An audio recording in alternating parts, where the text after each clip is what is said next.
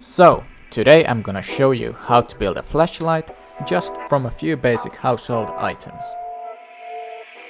I got this idea during a blackout when my trusty electric flashlight ran out of battery. You only need a pair of scissors, a candle, some tape, and a cardboard tube. You can also use a metal tube, but I recommend cardboard since it's much cheaper and easier to find. The building process is very simple. Just cut off the end of the tube like this, then put some tape around it so you can open and close the flashlight.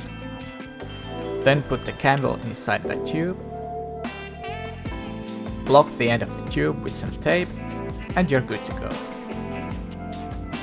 The finished product is simple, yet elegant. To test it out, you of course need some matches or a lighter, both of which you can find at your nearest grocery store. Just light the candle up and insert it into the tube. You might want to put some tape on the bottom of the candle so it doesn't slide out like here.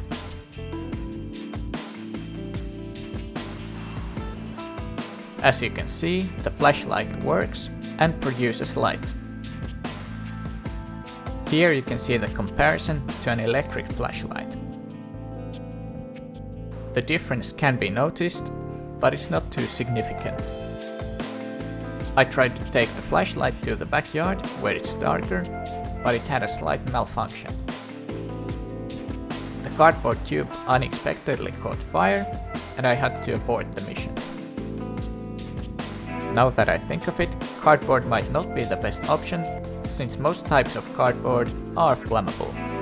Perhaps we could use a fake candle instead of a real one, so the fire hazard would be eliminated.